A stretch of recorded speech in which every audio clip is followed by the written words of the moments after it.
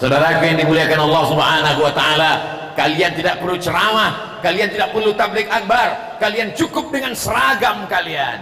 Maka kami sudah cukup bangga melihat berada di dalam masjid rumah Allah. Subuh datang, zuhur datang, asar datang, maghrib datang, isya datang.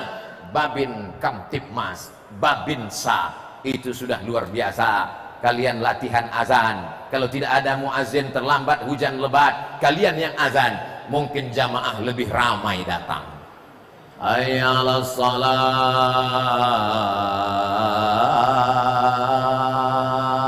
nggak ada jamaah yang datang. Tapi kalau azannya hayya 'alas shalah, rupanya yang azan Babinsa.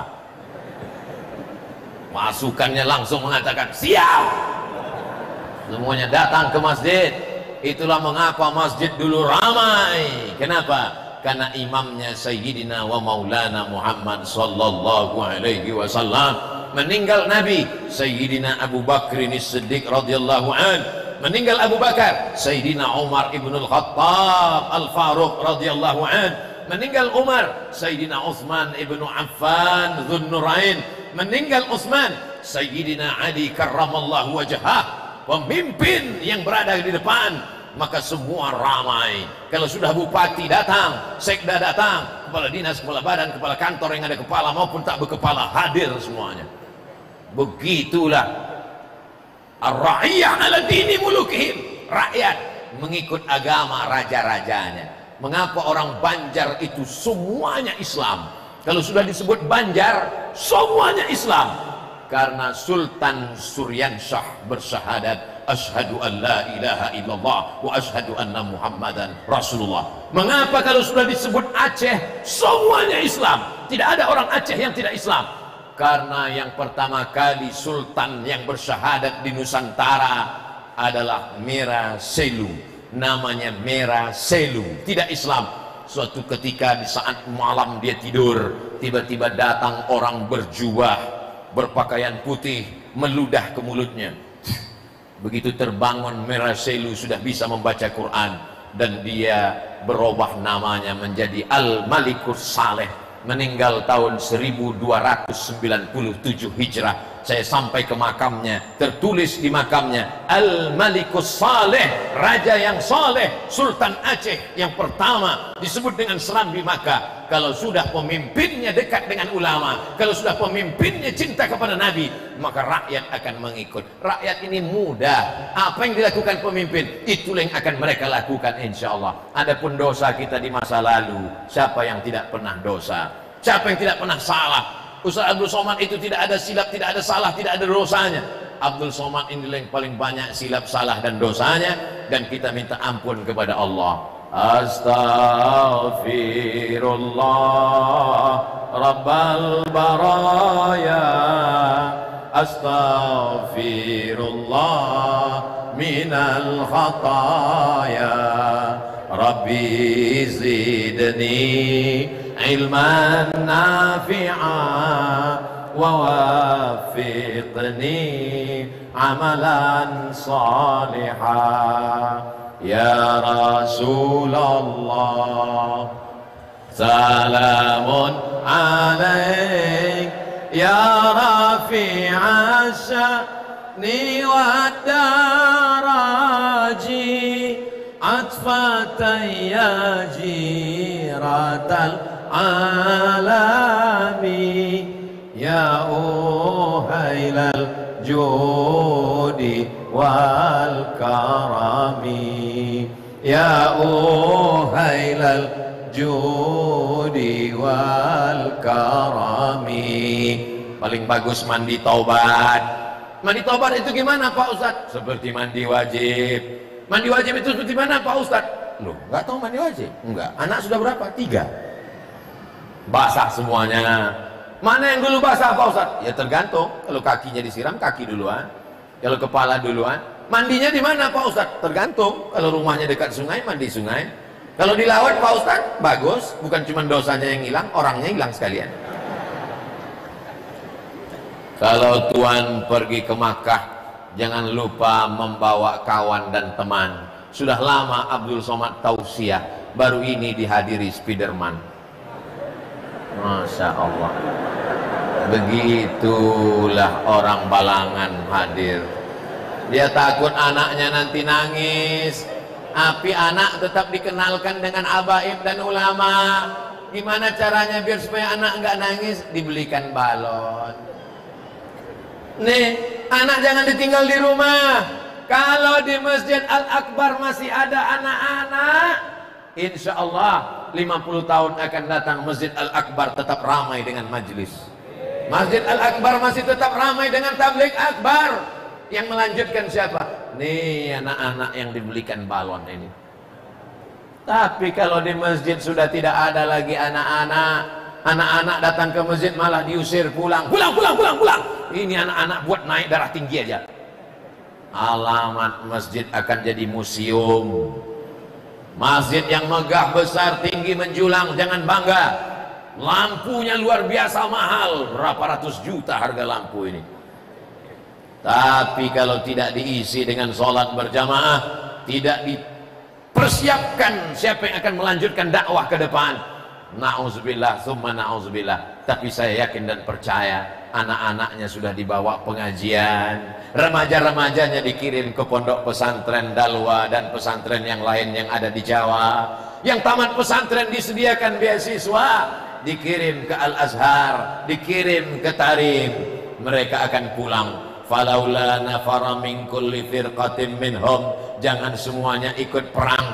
Ta'ifatun, mesti ada 2-3 orang. Liyatafaqahu fid din, belajar agama. Setelah mereka belajar agama, liyunziru qaumahum idza raja'u ilaihim, jangan tinggal di Mesir, jangan menetap di Yaman, pulang ke Balangan. Untuk apa? Liyunziru qaumahum, memberikan peringatan kepada umat. Jangan sembah berhala, jangan sembah pokok kayu, jangan sembah batu, jangan sembah hantu. Sembahlah Allah, la ilaha illallah Muhammadur Rasulullah. Jangan minta kepada manusia, jangan bergantung kepada harta, jangan bergantung kepada benda.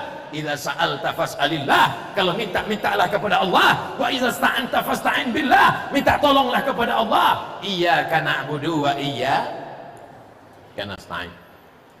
Anak kamu sekolah di mana sekarang? SMP, SMA plus, bangga. Anak kamu sekolah di mana sekarang? Anak saya fakultas ekonomi, akan jadi ekonom, uangnya banyak. Anak kamu di mana sekarang? Anak saya belajar hukum, SHMH, doktor, nanti jadi pengacara, gajinya per menit, per detik, bangga. Anak kamu di mana sekarang? Ya itulah, karena nggak lulus SMP, nggak lulus, akhirnya saya masukkan pesantren aja. Memang pesantren pembuangan. Anak SMP belajarnya cuma 5, fisika, kimia, biologi, matematika, bahasa Inggris. Tapi kalau anak di pesantren, apa yang dia pelajari? Nahwu, sharaf, balaghah, ma'ani, bayan, mantiq, fikih, usul fikih, qawaidul fikih, tafsir, ulumul Quran, hadis, mustalah hadis, rijalul hadis, arud qawafi, tajwid. Jadi kalau anak yang nggak diterima di SMP dimasukkan ke pesantren, pelajarannya lebih banyak, dia bukan selamat, error. Jangan kau sangka pesantren itu tempat orang bodoh. Pesantren adalah tempat anak-anak yang tercerdas. Anakmu yang paling pandai, anakmu yang paling cerdas, anakmu yang paling smart, anakmu yang paling hebat, masukkan ke pesantren. Dia akan menjadi Muhammad bin Idris Asy-Syafi'i, dia akan menjadi Muhammad bin Ismail bin Ibrahim bin Al-Mughirah bin Bardisbah Al-Bukhari, dia akan menjadi Imam Abul Hasan Al-Asy'ari. Mereka adalah anak-anak pilihan. Ustaz Somad dulu cita-citanya jadi apa? Kata kakek saya, cucuku 40 orang ini, yang satu ini mesti sekolah agama. Abdul Somad cucuku ini jangan sekolahkan sekolah umum, dia mesti sekolah agama. Kalau umurku panjang, aku yang akan membiayai sekolahnya. Kalau aku mati, itu ada kebun kelapa 2 hektar, pakai untuk sekolahnya. Jadi kalau saya sekolah jadi ustadz, itu bukan mendadak jadi ustadz. Saya masuk pesantren bukan karena nggak diterima di SMP negeri. Saya sekolah agama bukan karena nggak lulus sekolah umum. Kita mesti persiapkan anak-anak kita. Jadi saya berangkat dulu tidak ada support Pemda, tidak ada support bupati, tidak ada support gubernur. Pergi sendiri, pulang sendiri. Setelah ceramah, setelah doktor, setelah profesor, setelah viral, barulah orang berkata, ini adalah kader yang kita kirim dulu. Siapa yang ngirim? Saudara yang dimuliakan Allah Subhanahu wa taala. Nampaknya Ustaz sakit hati, enggak sakit hati, cuman ingat aja dikit. Saya cuma mau mengatakan kalian anak-anakku, adik-adikku yang ada di Balangan, kalian orang beruntung. Kalian tinggal datang ke Pak Bupati, kalian tinggal datang ke Habib Muhammad As-Sagaf, kalian tinggal datang ke Habib Zaki Al-Idrus, kalian tinggal bicara kepada para habaib.